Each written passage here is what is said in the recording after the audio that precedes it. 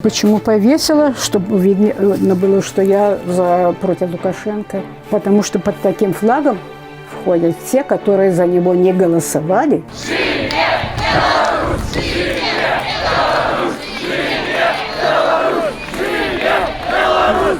Бело-красно-белый флаг. В советский час он увогуле был заборонен. Ну, это часть нашей истории. И открыто говорю, что это фашистская символика.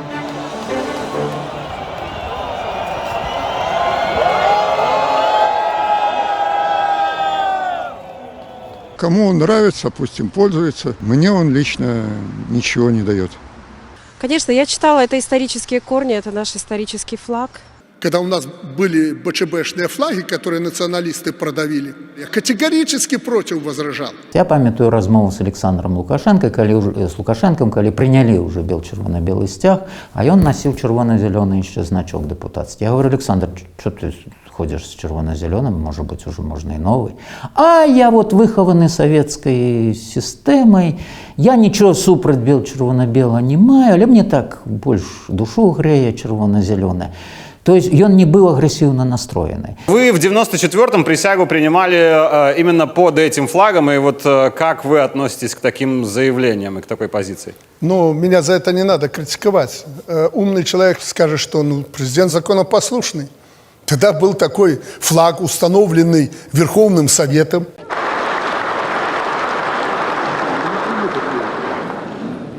Клянусь служить народу Республики Беларусь. Эта ситуація присяги, прийняття, это уже ясно, что он мусил ее приймати під червоно-біле. Але поглядите, перший приезд Ельцина в Минск, гоноровый караул стоит под червоно-белым стягом и приймає. До Нового года, вот 94 на 95, ніякої агресивності не було. І раптом після Нового года, після чергової його куди-то там поїздки, раптом він здимає це питання. Я мгновенно внес вам на референдум. Решите, вот одна символика, вот вторая. Какую выберете, такая будет. Подавляющее большинство поддержало нынешнюю государственную символику. Какие ко мне вопросы? І знову виніки референдуму, всі про їх чомусь забувають. В реальності з тих, хто мав право голосу за зміну завертання до сталінської символіки, проголосувало 48 там, з нечим процента. Вот. Ну, они полечили от тих, хто явився, і вийшла більшість. Но це знову свідчить, що як мінімум насельництво вже тоді було пополам розколото, як мінімум. Сьогодні це вже безпечно, навіть більша частка прихильники біло-червоно-білого.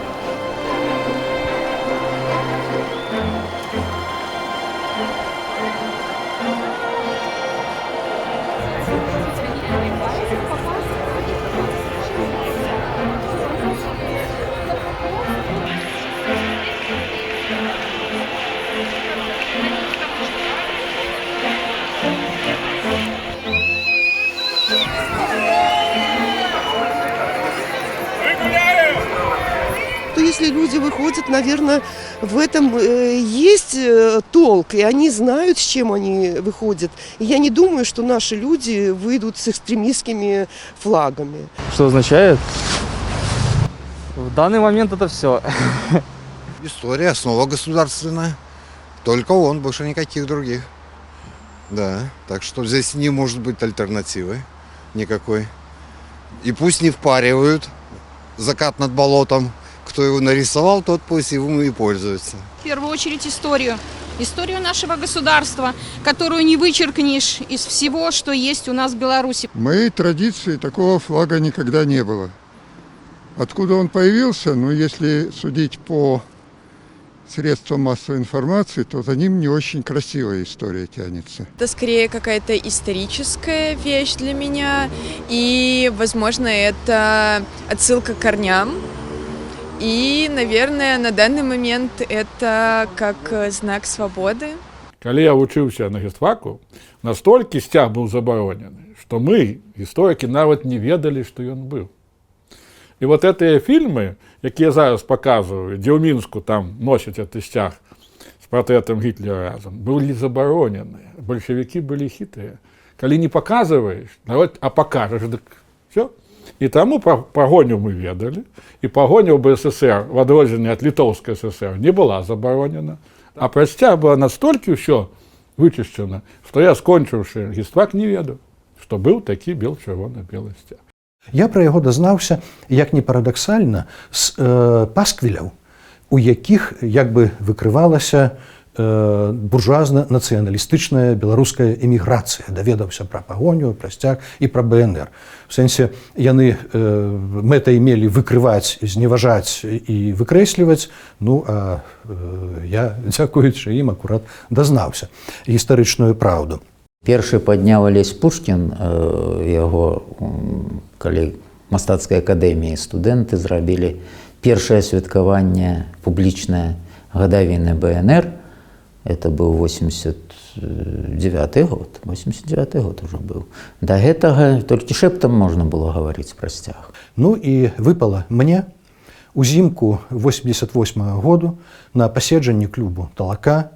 Это будынак, дзе цяпер месціцца тэатр эстрады каля універсітэту культуры, прачытаць першую публічную лекцыю пра бел-чырвона-белы сцяг. Я сабраў факты, я падышоў вельмі адказна, мне моцна дапамог графік, выдатны мастак, адзін з суаўтараў пазнейшых дзяржаўных нашых сімваляў, Яўген Кулік. Я падрыхтаваў выявы і расказаў пра нацыянальныя колеры, якія ў нас зрэшты былі заўсёды, якія пераліліся ў нацыянальны сцяг. На гэтай лекцыі сядзеў адзін высокапастаўлены партыйны начальнік, які потым стаў міністрам замежных справаў ужо ў Новай Беларусі. І неўзабаве пасля гэтага паседжання пачалася артылерыйская кананада. Усе газеты, спачатку «Савецкая Беларусія» і «Звязда», а потым абласныя, раённыя, апублікавалі артыкулы пад назвамі «Барьер политической слепоты», «Эволюция политического невежества», «Позиция или поза» и так далей. У гэтых артыкулах усім наборам узятых з 30-х гадоў палітычных ярлыкоў абзывалі і прыпячатвалі нас. Сярод суаўтараў, іх там было чалавек 7 ці 8, былі ветэраны як бы вайны, кіраўнікі, начальнікі ветэранскіх афіцыйных арганізацыяў.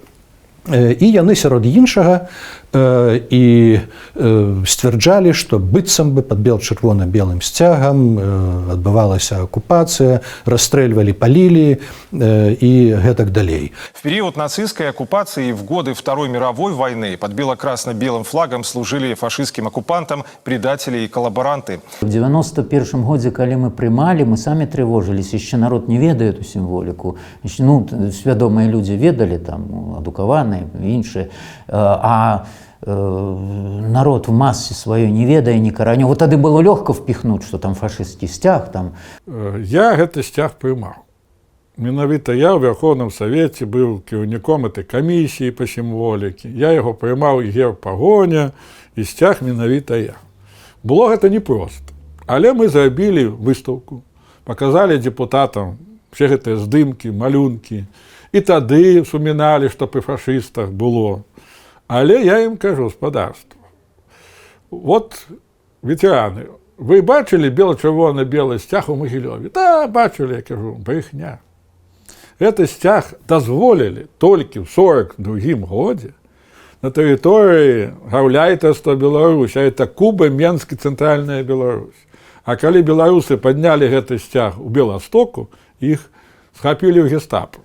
Мабыць, і расстралялі. Чаму? Беласток і Гродно вайшоў у Германію. Таму гэты сцяг выкарыстоўваўся толькі ў Менску, ну і ў ваколіцах. І дзякуючы Кубы. Бо Куба хацеў разыграць нацыянальную карту. Ён тут школы адкрыў на беларускай мове. Але далей на Магілёўшчыне, на Віцебшчыне не было ніякіх беларускіх школ. Беларуская мова ніяк не выкарыстоўвалася і ніякіх сцягоў не было. Таму трэба сказаць прапагандыстам. На большасці тэрыторыі Беларусі пры фашыстах ніякай сімволікі бел-чырвона-белай пагоні не было. Яна была 42 па 44 год, там, дзе Куба быў. Ну, Куба забілі, потым па інерцыі яно яшчэ дажыла до лета 44 года. Флаг не может отвечать за то, кто и когда его использовал, учитывая, что он появился не при фашистах, не при нацистской оккупации.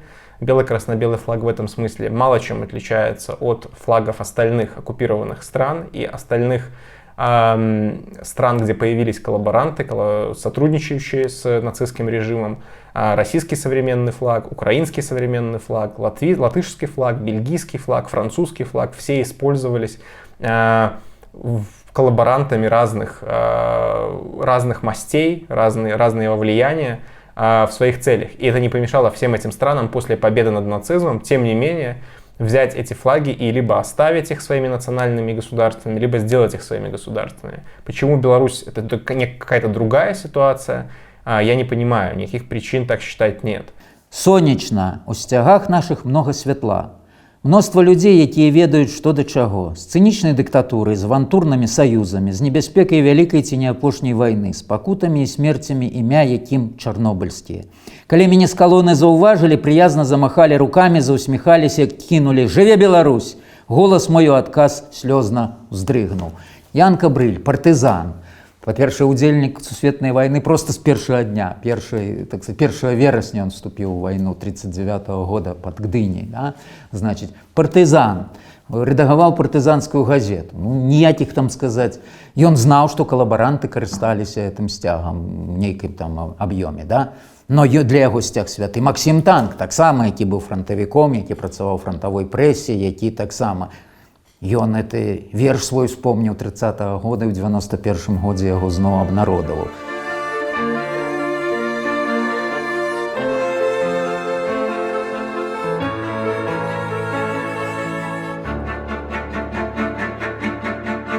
И потом, Лукашенко портретов под БЧБ флагами не было, а фашистов Гитлера были, и мы показываем это.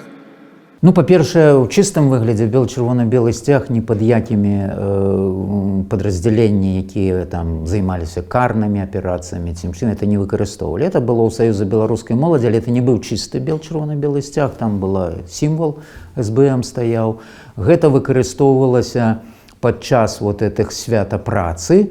1 мая у Гітлера ж было свята. Ну, дарэчы, чаму не забароніць свята 1 мая? Это ж у Гітлера было свята, одно з самых галоўных свята працы.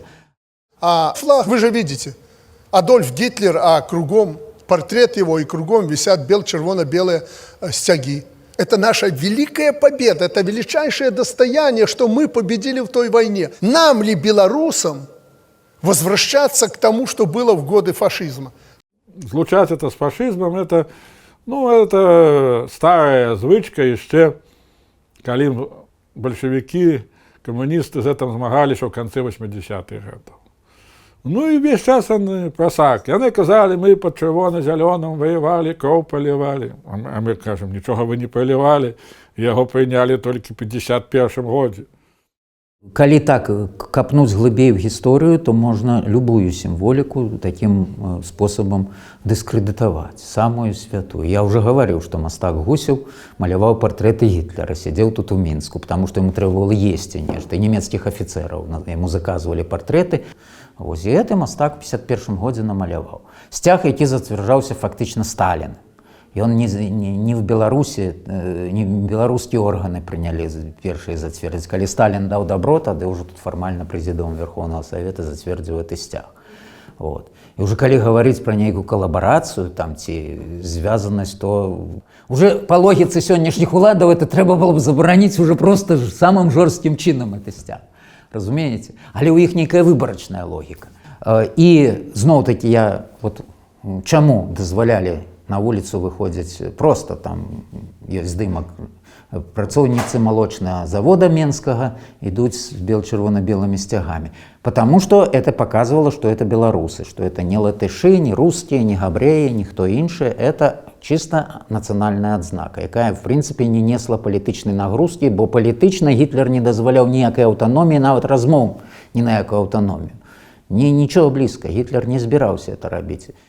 Этот флаг стал использоваться коллаборантами абсолютно из каких-то конъюнктурных соображений. Он из-за этого не потерял более долгую историю, которая у него не была. И самое главное, что после 1991 года этот флаг наполнился абсолютно другими смыслами. Адгукнуліся наши гісторыкі.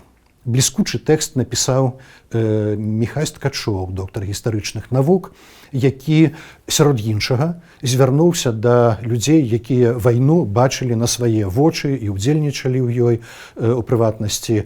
Это аўтары кнігі «Я з вогненнай вёскі», якія збіралі ўспаміны. Это Алесь Адамовіч, Ян Кабрыль і Владзімір Калеснік. Ён наўпрост іх пытаўся: назовіце, калі ласка, это крайне важна, ці былі факты, каб нейкія рэпрэсіўныя захады, каб нейкая вайна з беларускім народам адбывалася пры ўдзеле гэтых сцягоў, гэтых колераў, гэтых павязак. Не, ні ў якім разе такога не было і не магло быць.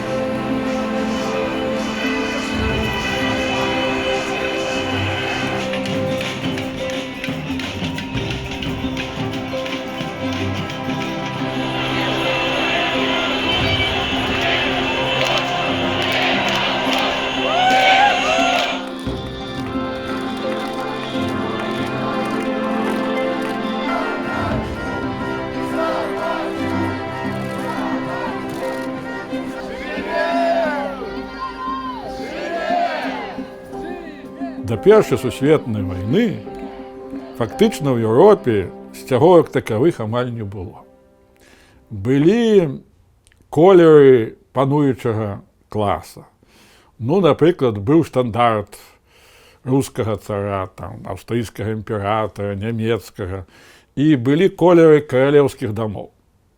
У нас, паколькі каралёў практычна не было, быў адзін у нас кароль Міндоўг, но не ведаем, хутчэй за ўсё ніякіх сцягоў тады і блізка не было. Вось, пагоня, магчыма, і была, но пра сцяг. І навогул у сярэднявеччы сцягі былі звязаныя з вайной. Кожны атрад меў сваю харугву. Но агульнадзяржаўных сцягоў як такавых не было, і першы агульнадзяржаўны сцяг дзе з'явіўся ў Францыі.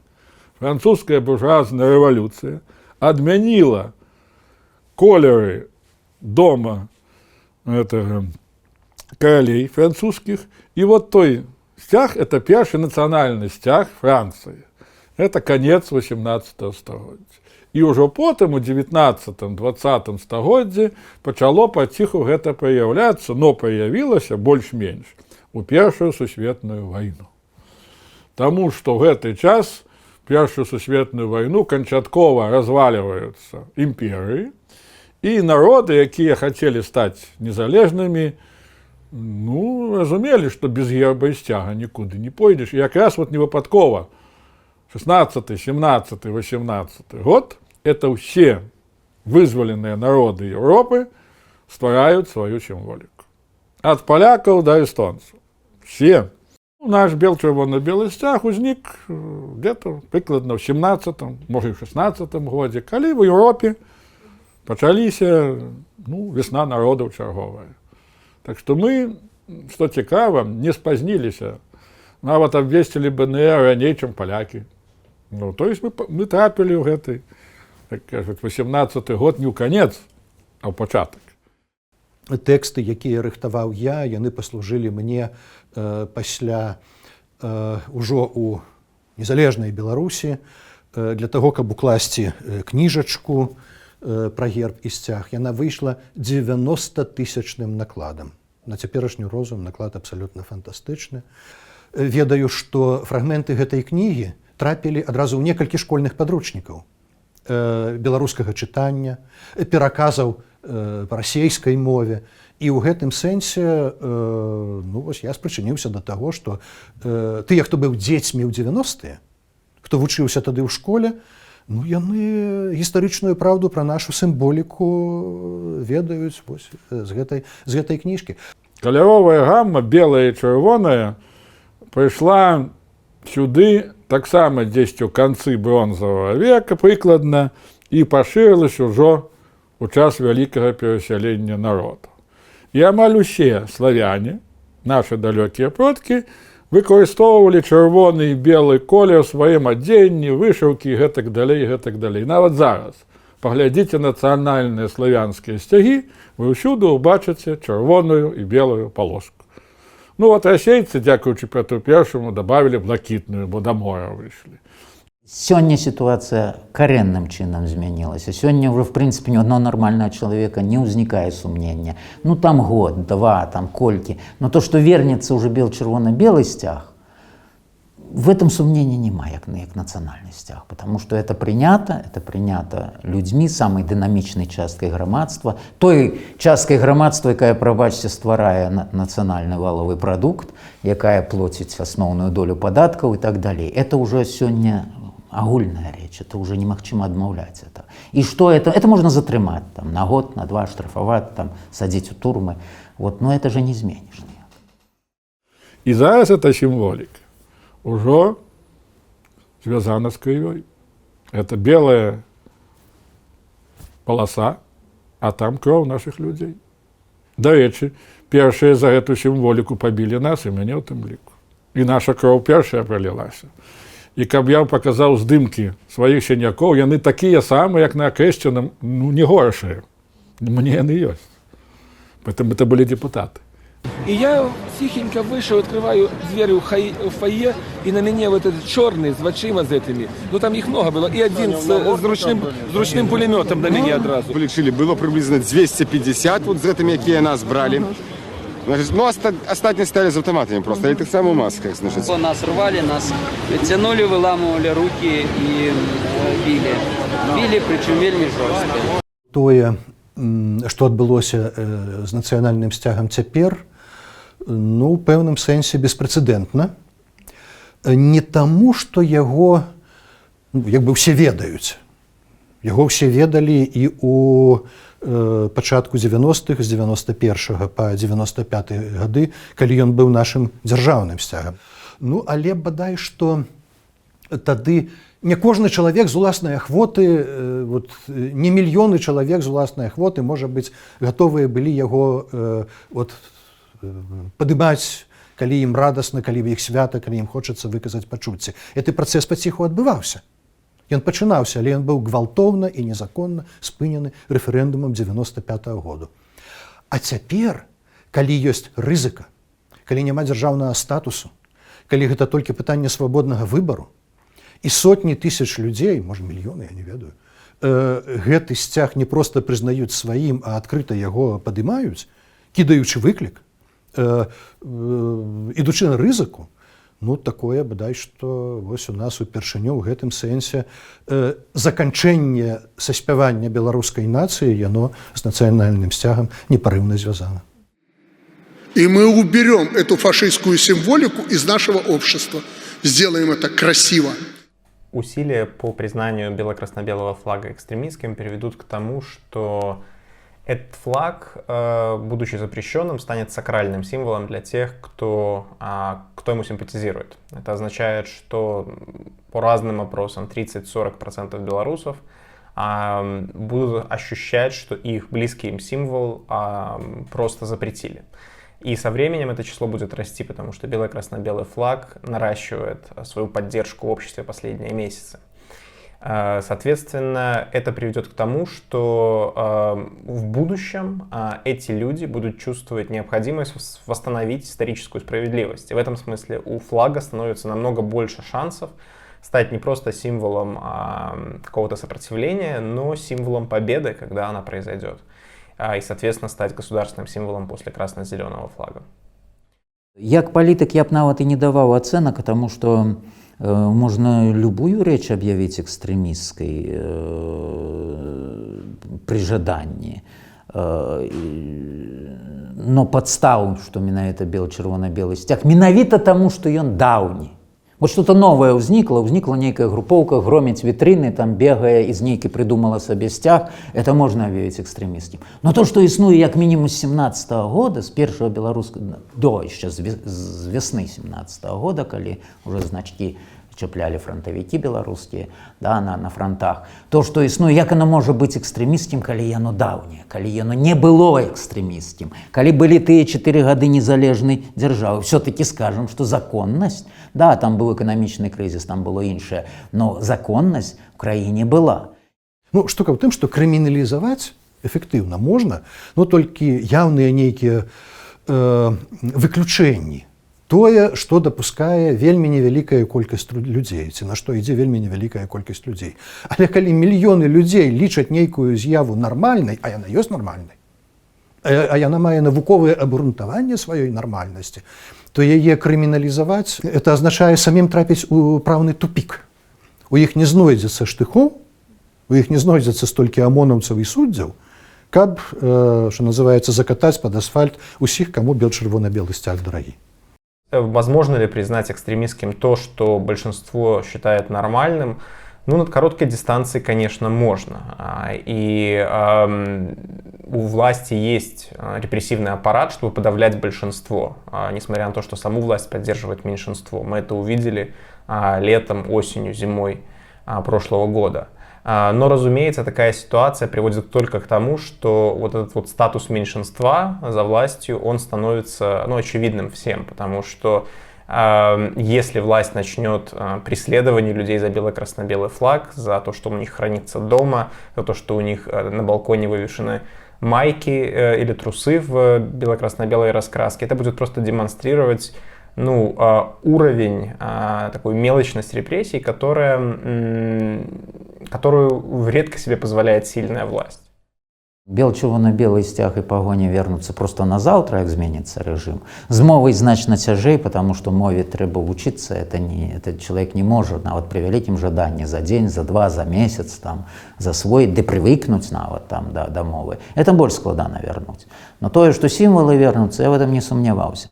Сцяг і герб, яны паказалі ўсяму свету, што нацыя, якая пачала фармавацца ў 18 годзе, за 100 год канчаткова сфармавалася. Ну, а далей пачнецца працэс адраджэння, паціху, патроху. Хто б там не прыйшоў да ўлады, сімволіка вернецца, а за сімволікай мова паціху, патроху